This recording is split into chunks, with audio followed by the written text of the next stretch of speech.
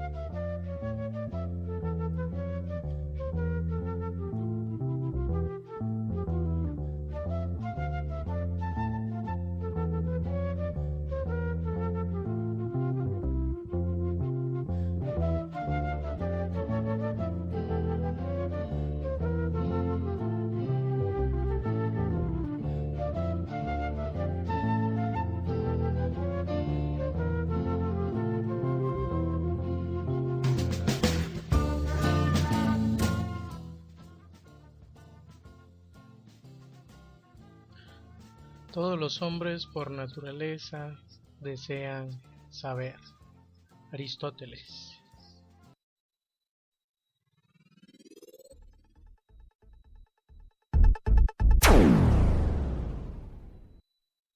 Buenas noches, estimados oyentes del programa Radio Filosófico Soliloquios de un Metafísico. Hoy es martes 19 de agosto de 2014, son las 9 de la noche en punto y estamos en un programa más. Les doy la bienvenida y gracias por su amable atención. Hoy en el programa hablaré de un filósofo muy conocido, no solo por los que estudian filosofía, sino por la mayoría de las personas que viven en este planeta Tierra. Él es Aristóteles, por eso el programa de hoy lo he titulado Aristóteles, el príncipe de los filósofos. Hablaré de la vida y obra de este exponente de la filosofía de la Grecia antigua, su legado, así como sus repercusiones, con el cual, pues se busca que se conozca un poco más sobre la filosofía de este señor. Estaré también dando algunos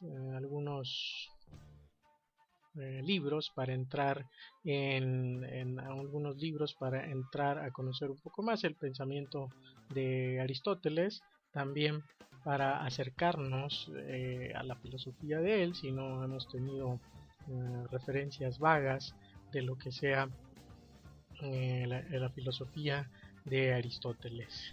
Es así que para entrar a conocer no solo la filosofía de Aristóteles, sino el pensamiento de Aristóteles y a la forma en que este señor repercute en toda la historia de la humanidad, se tiene que conocer poco a poco y entrar en el estudio de este filósofo de la antigüedad. Estaré también dando algunas recomendaciones de libros y entre otras, así de manera muy general. Y ahora que estoy estrenando la plataforma nueva, que transmitimos el programa ahora sin cortes, una hora de programa sin cortes por la nueva página de MixLR. Acuerden entrar al programa Radio Filosófico mixlr.com, Soliloquios de un Metafísico. También dejar sus comentarios en el canal de YouTube buscando mi nombre, Alberto Rafael Ramos, o el programa de radio Soliloquios de un Metafísico. También en el Twitter, ahí lo pueden encontrar así como Soliloquios Mex, o ahí en el Facebook está como soliloquios.metafísico. Quiero invitarlos también a que entren a la página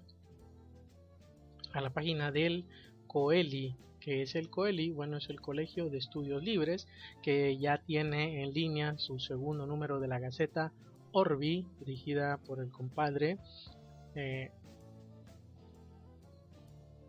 por mi compadre Carlos Sierra Lechuga, ahí que están en la Gaceta Orbi. Les doy la dirección: colegio de estudios libres.blogspot.mx, Gaceta Orbi. También que entren a Tlanesli Periódico Cultural. La dirección es tlanesli.blogspot.mx, y también que entren a la página de ANEF para ir al CONAM 5 a celebrarse en la ciudad de Guanajuato. La dirección es anef.mx. Y por qué no, el congreso que se nos viene aquí en Morelia, Michoacán, el cuarto Congreso Internacional de Javier Zubiri. Entra a la página www.congresosubiri.wix.com/2014. Todas estas actividades son las que se están realizando aquí en México, que tienen una repercusión no solo en el ámbito cultural, ni también en el ámbito social, filosófico y humanístico, que hace de las humanidades se dignifiquen y se dignifique también la tarea del estudiante de las humanidades, del filósofo, del historiador, del pedagogo, y que hace más digna la labor de las propias disciplinas humanísticas. Muy bien, pues comenzamos el programa ya en forma. Yo quiero comentarte, estimado Radio Escucha, que en la historia de la filosofía ha habido grandes pensadores, ha habido grandes filósofos. Entre ellos, bueno, en la filosofía griega se tiene más conocimiento de algunos filósofos más presentes que otros. Este es el caso del compadre y amigazo Aristóteles. Pero ustedes se han preguntado, ¿quién es Aristóteles? Bueno, pues les comento que Aristóteles es un compadre que vivió allá en un lugar llamado Macedonia. Hay que recordar que Grecia, bueno, antes era una reinos que se unían, propiamente como Grecia no existía, pero bueno, Macedonia era parte de esos reinos que ya después se identificaron como colonias griegas. Aristóteles nace en esta gira, en esta península calcídica, allá en el lejano año del 384 antes de nuestra era. Su padre, que se llamaba Nicómaco, era amigo y médico del rey de Macedonia de ese tiempo, que era Amintas II. Esta ascendencia influye en el interés de Aristóteles por las cuestiones físicas y biológicas, dado que Aristóteles no solo se interesó en la filosofía, sino también en las matemáticas, en la geografía, en la biología y otras disciplinas que en ese tiempo, bueno, se estaban gestando. A los 18 años entra a la escuela de Platón en Atenas. Su famosísimo maestro Aristócles, Platón, entra a la academia y ahí permanece, bueno, hasta 19 años, hasta la muerte de su maestro, y es discípulo de Platón, ¿no? Entendiendo de manera genial, pero también siendo un crítico de la filosofía platónica, de la teoría de las ideas y del pensamiento de Platón. Aristóteles había asimilado y entendido toda la filosofía de su maestro, hasta tal punto, bueno, que fue el más acérrimo crítico de él. Al morir Platón, se encarga de la dirección de la escuela platónica, de la academia, Espeusipo, y Aristóteles, bueno, decepcionado de esto, dicen por ahí las malas lenguas, se va de Atenas. Ahí llega luego a un pueblo que se llama Misia, donde permanece 3 años y se casa, pero su primera esposa muere. Después se va a otro lado y se casa con otra señora, bueno, y entonces de esa relación nace su hijo Nicómaco. Hacia el año 343, el rey Filipo de Macedonia lo invita a encargarse de la educación de su hijo Alejandro, que en ese tiempo tenía 13 años. Aristóteles acepta y obviamente pues marcha a Macedonia. La influencia de Aristóteles sobre Alejandro debe ser grande porque tenían demasiadas discusiones en torno a la fusión de la cultura griega con la oriental, pues Aristóteles no creía conveniente que hubiera una fusión o un intercambio de la cultura griega, que él pensaba, bueno, era más refinada, más interesante que la propia cultura occidental.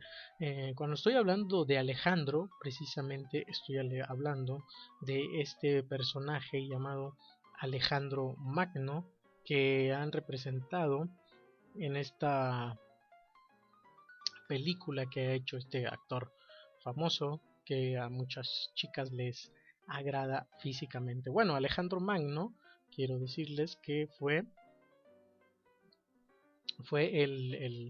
discípulo precisamente de Aristóteles, y fue con él que aprende un poco de la filosofía, aprende también mucho de política, del arte de la guerra, y bueno, también aprende muchas otras cosas al lado de su maestro Aristóteles. Es así que Aristóteles se codea con los principales reyes y también los principales personajes de la vida pública de Grecia, especialmente del reino de Macedonia, porque también le interesaba, de cierta parte como su maestro Platón, ejercer cierta influencia política en las ciudades griegas, ¿no? en la polis griega, y esto lo trataba de hacer a través de la filosofía. Lo más interesante de Aristóteles, aparte de que tenía buenas influencias, buenos amigos en la política, es que despliega una actividad intelectual enorme, reúne un material científico muy grande que le permite avanzar de un modo prodigioso en el saber de su tiempo, ya que se inmiscuyó en la biología, en la botánica, en la astronomía, también se inmiscuyó en temas de la política, de la ética, en todos estos en todas estas áreas del saber, que obviamente estaban en una manera muy incipiente en aquel tiempo. Aristóteles se adentra por el afán de conocer, el afán de saber. Ya en su famoso libro La Metafísica, y la cita con la que inicia el programa, todos los hombres por naturaleza desean saber, se reúne la visión que tenía el macedonio, el Chagirita, de lo que debería ser el saber y el ideal del sabio. Los comentadores de Aristóteles están de acuerdo en que hay una división entre sus dos tipos de libros. Se manejan una división de los libros de Aristóteles, ya que, como bien no escribió de una manera como se hace la filosofía hoy, desde un academicismo, no propiamente, y los dos tipos de libros, unos se han llamado exotéricos.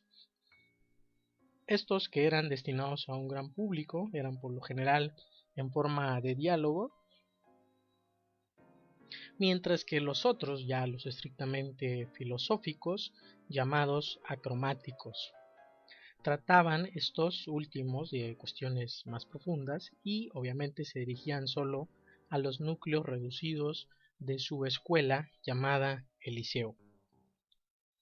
La forma que manejaban estos libros, estos últimos, los acromáticos, eran regularmente como lecciones o cursos, y eran aún más profundos en tanto a los temas que tocaban, ya que no se enfocaban a un público que no conociera, que no estuviera informado de lo que era la filosofía, los temas que se estaban tratando, de tocar o de reflexionar en este tiempo. Por eso Aristóteles dedicaba de manera diferente los temas que él tocaba, ya que pues por razones muy naturales no se podía hablar desde la filosofía con un sistematismo fuerte y había que rebajar los temas, diluir los temas para el entendimiento común, para el entendimiento del hombre común, de la polis griega. El compadre Aristóteles también hace una división de las ciencias en teóricas, prácticas y poéticas. La primera, las teoréticas,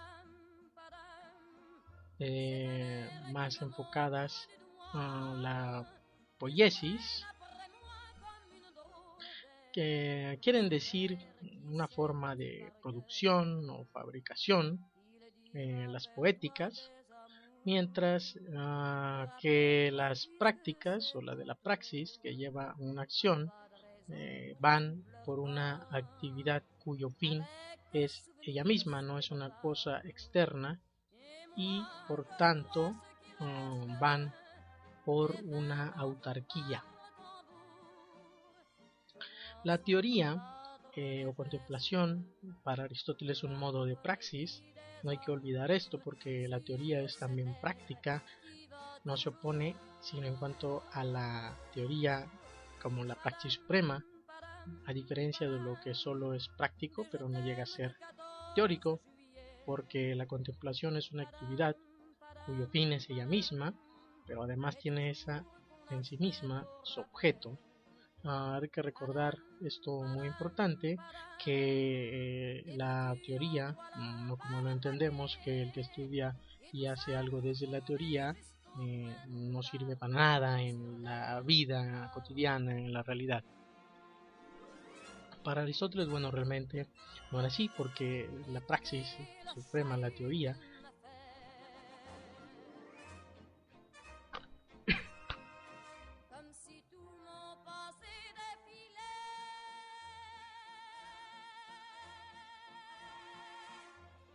la teoría entonces es un fin en sí misma.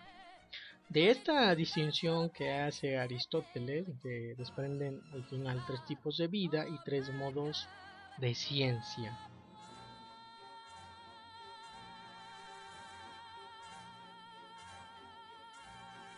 Las ciencias teóricas son estas que tenemos ahora también en cuenta, como la matemática, la física y la metafísica. Y las principales obras que se pueden enmarcar aquí son la física, el libro del cielo, el libro del mundo, el de Ánima, y todos los demás libros que hablaban de cuestiones estrictamente físicas y biológicas. Luego, las ciencias prácticas, que en Aristóteles son la ética, la política y la economía, estas que versan de la vida individual y social del hombre, en donde se pueden enmarcar la ética a Nicómaco, la ética a Eudemo y la gran ética. También el libro de la política y el libro de los económicos, que muchos consideran apócrifos, no le ponen mucha importancia a estos libros de Aristóteles. Las obras poéticas, las más importantes y reconocidas de mi compadre Aristóteles, bueno, pues son la poética y la retórica. Estas hablan de un repertorio muy grande en cuanto a la producción y ejercitación de un lado de la retórica o de la producción poética, que más adelante también les estaré comentando. Es así que de una manera muy general y muy sabrosa se aborda las principales características que tiene Aristóteles, dado que era una persona que le interesaba mucho ahondar en estos cursos en la filosofía, además de la biología, además también de entrar en la política, además de buscar en la física, dado que al griego le asombraba demasiado el conocimiento, le asombraba en demasía cómo es que la naturaleza, la physis, tenía movimiento y también tenía producción, por lo que era la indagación de la indagación del mundo, dado que le parecía extraño, y aquí hay que hacer una acotación, el universo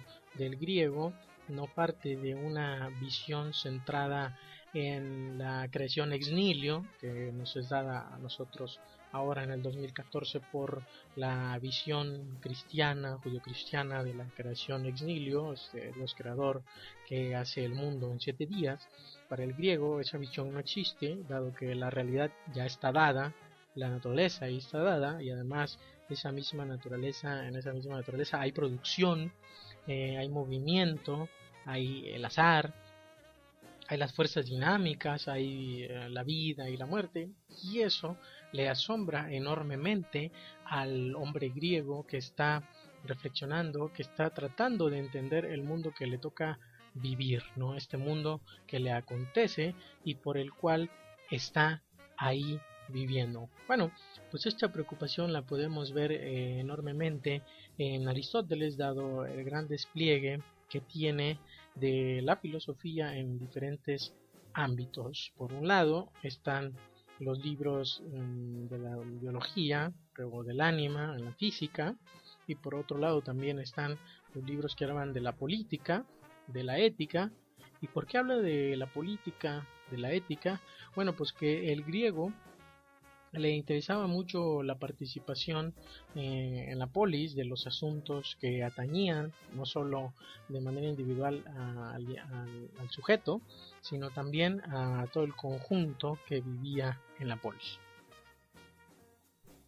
Por eso la importancia de abordar la ética, por ejemplo, o la importancia de abordar la política, dado que el hombre es un zoón politicón y necesita hacer política, pues bueno, para eso también tiene el logos, tiene esta palabra, y también, bueno, tiene una inteligencia, pero con esta política también tiene y necesita forjarse una ética. La ética está muy relacionada con el bien supremo, y la exposición que se tiene de la moral en Aristóteles, que la podemos encontrar en el libro La Ética a Nicómaco.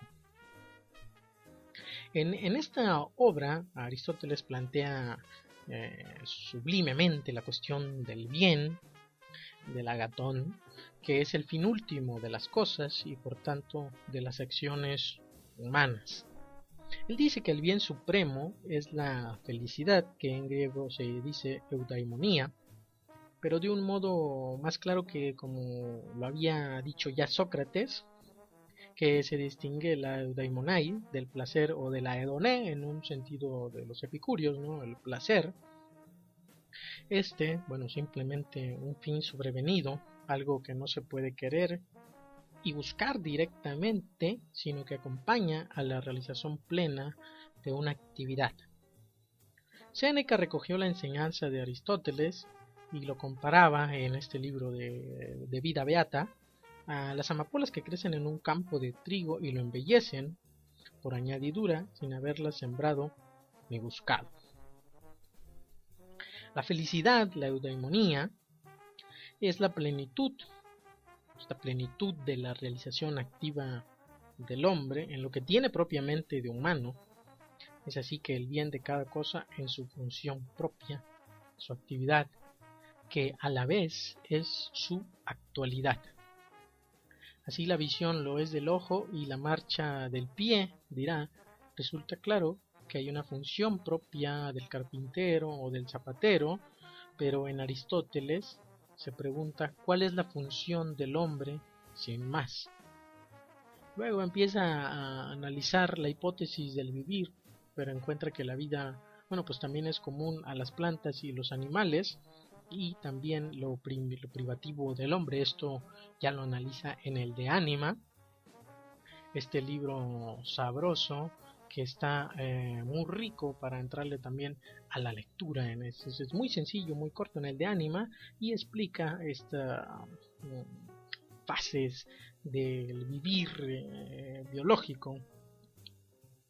Pero bueno, la felicidad humana es propia del hombre, tender a la felicidad humana, esta forma de vida que para Aristóteles es muy importante, la vida contemplativa o teorética, que obviamente es superior a la vida de los placeres, de la pura hedoné, y que también es regida por una poiesis, esta producción, a la vida simplemente práctica.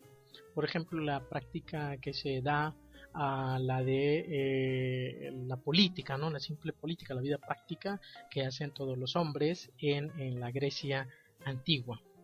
Pero bueno, Aristóteles también advierte, y esto es muy importante, que para esta vida teorética, sea la felicidad, es menesteroso, o sea, es necesario que ocupe realmente la vida. Y cito, porque una golondrina no hace verano ni un solo día, y así tampoco hace el hombre dichoso y feliz un solo día ni un tiempo breve. Fin de la cita. Esta actividad es la más excelente desde dos puntos de vista, según mi compadre Aristóteles, obviamente, ya que dice que el entendimiento es lo más excelente que hay en nosotros, y porque las cosas que el entendimiento conoce son las más excelentes entre las conocibles. En segundo lugar, dirá que esta es la actividad más continua, pues no cesa con su logro, sino que una vez visto o pensado un objeto, la visión o la intelección persisten. Y agrega algo muy mínimo, ya que esta vida, la felicidad, la vida contemplativa, va acompañada de placeres puros y firmes que son necesarios a la felicidad misma, aunque no hay que confundirla con ella. Esto también me recuerda al libro que tengo por aquí, el Aristóteles, el Protréptico. El libro del Protéctico, la exhortación a la filosofía, es un libro muy sabroso, muy rico de entrarle, de leer, y dado que aquí se está tratando Aristóteles en unas páginas muy cortas de hacer ver cuál es la función de la filosofía y también que la filosofía acarrea cierta felicidad. Y bien, aquí leyendo el mensaje de Elodia Facultánea, saludos, realmente tiene la relación con el librito de Séneca, Horacio, el Hortensio. Todos ellos citaban precisamente al libro que estoy tratando de comentar acá en relación con la felicidad, el Protréptico, como la exhortación a la filosofía, y precisamente Aristóteles exhortaba a que la filosofía no solo era el mayor de los bienes, sino también el más útil y provechoso. Entonces, en ese tenor, obviamente Séneca, Horacio también, recurrían a los argumentos y recurrían a la referencia de Aristóteles precisamente en el Protréptico, la exhortación a la filosofía, como a hacer ver a la filosofía uno de los mayores placeres también para el hombre, ¿no? Aristóteles decía que la filosofía era uno de los mayores bienes y que era además útil y provechoso. La sabiduría proporcionaba conocimiento que le permitía al sabio entender entre el bien y el mal. Y aquí regresamos otra vez a la parte de la ética. La diferenciación entre el bien y el mal es la base de la elección moral. Decía que obviamente esta es la facultad propia y el objeto de su preferencia en el modo de llevar la vida, y como el juicio del sabio, que llevaba la vida contemplativa, es el que tiene más autoridad, y desea vivir según la sabiduría. Obviamente tiene que ser el más importante de los bienes. Ello concluye Aristóteles, por lo tanto, esto confirma el hecho de que sea deseable por sí misma, pues sin ella no es posible la vida plena